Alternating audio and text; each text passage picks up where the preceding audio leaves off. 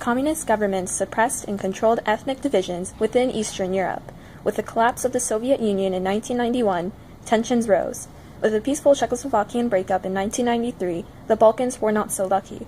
As nationalism rose, it served as a source of instability and ethnic conflict to the Balkans and its people through economic, religious, and social conflict.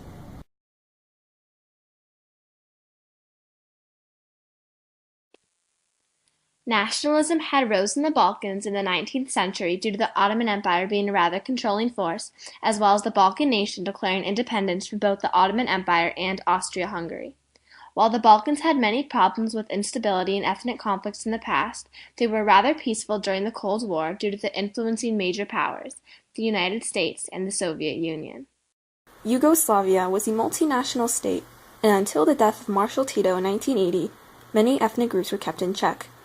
After Tito's death, Yugoslavia turned into chaos, with regional and ethnic conflict, and to top it off, the economy severely declined.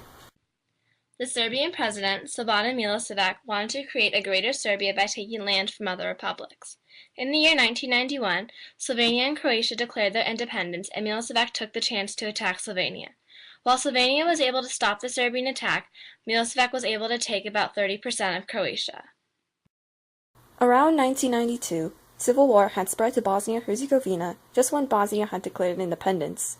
30% of the population were Bosnian Serbs and refused to live with Bosnian Muslims. Milosevic supported the Bosnian Serbs and started a policy of ethnic cleansing which forced the removal of non-Serbian groups from controlled areas. This policy destroyed many Bosnian Muslim villages. As a result, many civilians were tortured, and refugees had to escape to refugee camps made by the United Nations. As for Western response, they were horrified and sought out to send aid. The Muslim city of Gorazde was a safe area, declared so by the United Nations. However, it was invaded by Bosnian Serbs. NATO took action by bombing Serbian military targets. Croatia took response by driving Serbs out of the nation. As a result, the United States hosted a peace meeting in November of 1995 at Wright-Patterson Air Base in Dayton, Ohio. It was agreed for Bosnia to be divided amongst religious and ethnic lines. NATO patrolled Bosnia to make sure they kept the peace. Kosovo was another major issue within Yugoslavia. In 1990, Milosevic had abolished self-rule in Kosovo. Many Albanian-speaking Muslims were the majority, while Serbs were a small minority. Yet Kosovo was important to the Serbs because it was the birthplace of their patriotic pride of the defeat of the Ottoman Turks in the Battle of Kosovo of 1389. Even though the Serbs lost, it was a patriotic symbol to them. Although there was a loss for the Albanian Muslims. They had wanted self-rule from the agreement made in Dayton, Ohio, but they had received nothing at all. This resulted in the creation of the KLA, Kosovo Liberation Army, formed in 1998. In the summer of 1998, Milosevic had discovered the KLA and ordered an offense toward them. This displaced over 250,000 people within Kosovo. In 1999, the United States threatened air attacks if Milosevic did not withdraw from Kosovo and implement self-rule. However, he refused, and NATO responded with exactly what the United States had promised on March 24, 1999. The aerial bombing lasted 2.5 months and led to the withdrawal of Serbian troops from Kosovo. Milosevic's problematic rule led to a loss of political power. In 2000, he was demanded to call for new elections and lost to Vojislav Kostanuka. In 2001, Milosevic was to go to trial for his war crimes in The Hague, Netherlands. In 2006, he was found dead in his cell. Finally, in February of 2008, Kosovo declared independence from Serbia after being administered by the United Nations for 9 years. Serbia and Russia had condemned that this was illegal, and Russia had threatened to set off a new conflict within the Balkans. Despite this issue, Kosovars did not leave their homes. Of course, many issues haven't been resolved, and as previously stated, there was a great economic decline. Ever since the Bosnian War, Bosnia-Herzegovina experiences protests against their political leadership. There's high unemployment rates and impoverishment within the nation. There are still many disputes between the Muslim Bosnians, Orthodox Serbs, and Roman Catholic Croats. This structure was meant to relieve the tensions between the groups. Graffiti had been made in Tuzla where it says, "End nationalism." The old pride within nationalism took a dramatic turn in the breakup of Yugoslavia, which now leaves many of the citizens poor and creating protests. Nationalism in Greece was mainly due to the common religion shared by most people in the country. After 1989, Orthodoxy became the public religion of Greece, and the enemies Greece once had from the Cold War were now in alliance with the country due to the common religion. The Archbishop of the Church sided with the views of Serbian nationalists, and the people of Greece followed. This led to an overwhelming sense of nationalism within the Balkan Peninsula, as opposed to just within individual countries. In the early 1990s, the Greek Orthodox Church encouraged the government to change its foreign policy so that they could keep good relations with other Orthodox Eastern European countries. However, by 1995, this sort of foreign policy was changed as Greece decided to become more modernized in order to appeal to the EU countries. By aligning themselves with Eastern European countries, Greece had isolated itself from the EU nations. In 1998, a group of nationalists joined together in order to show support for the Church and rally against the modernization process that was happening. These nationalists were supported by the new Archbishop of the Greek Orthodox Church. The separation of the Church and state was encouraged by many citizens. However, the Archbishop declared that people who supported this were not worthy of being seen as truly Greek.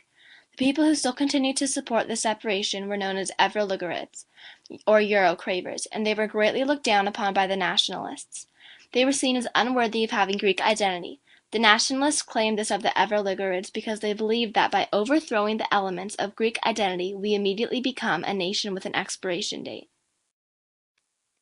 Though Greece was already part of the EU for almost 3 decades, by 2000 debates were still going on regarding orthodoxy and its relation to the nationalist views within Greece and within the Balkan Peninsula. Many nationalists in Greece continue to believe that the Orthodox religion was a very important part of the Greek heritage and tradition. Eastern Orthodoxy was a unifying force for the Balkan countries and to the citizens of Greece. Many people believed that it was more than just a religion and did not have to be viewed solely as a religion. It could be viewed as a cultural aspect as well, justifying the identity of the Greek people who continue to support modernization. There are still many political and cultural conflicts today between these two groups, though many of them agree that the Orthodox Church, whether seen culturally or religiously, is a very big part of the Greek identity and a big part of Balkan nationalism in general as well. The Roma are a European ethnicity where they are mainly found in dense populations within Eastern Europe, especially the Balkans. Yet throughout Europe they are not respected properly. They are the most oppressed people within the Balkans. They do not have their own national homeland, as the rest of the Balkan people do. In the Balkans, the Roma have been victims of beating and other cruelty. While they are one of the major human rights problems in the Balkans, not much has changed to aid them. After 1989, increased negative rates such as unemployment and crime have made the Roma suffer the most. Alongside this, anti-Roma propaganda oppressed them even further. Mass media has also claimed them as criminals. In one study by Mariana Lankova, points out that out of all the Balkan countries, Bulgaria and Romania have the worst cases of Roma oppression. Bulgarian media portrays the Roma as bloodthirsty subhumans, and claims that Bulgarian people would never do those crimes. Romania is not so different. Both countries portray themselves being victimized by the Roma people. Discrimination towards the Roma is a characteristic of Balkan nationalism, and because of this, many Roma began to move out of the Balkans. The discrimination is so open and widespread that even political leaders have spoken out against them directly. Joseph Bakaj, the mayor of one Slovak town, stated in 1993 that "I'm no racist, but some gypsies you would have to shoot." Despite all this discrimination, the Roma do maintain a strong identity among themselves. They have a rich culture and complex traditions. Though in the past they were often used as scapegoats, the rise of communism, economic declines, and inflation have all been blamed on them. The discrimination is slowly lessening. In 1989, 91% of Czech people wanted stricter laws for Roma people, while in 1991, only 46% of the Czech wanted that. The situation is slowly improving as the aftermath of the revolutions of 1989 died down and the Roma people cannot be used as scapegoats on such a huge scale. As countries become more interested in the intellectual talents of their youth, even Roma students are receiving huge scholarships to help further their education and talents. The breakup of Yugoslavia, orthodoxy in Greece, and the discrimination of the Roma people all led to a sense of nationalism within the Balkans. The breakup of Yugoslavia was a minor setback, worrying the world and dissolving existing nationalism. The introduction of Greek Orthodoxy as a public religion led to an increased sense of nationalism by uniting the Balkan people with a common religion. Discrimination toward the Roma people gave Balkan citizens a common enemy, a group of people they could go against, and uniting them in a very different way. In the post-Cold War world, Balkan nationalism greatly grew due to these factors.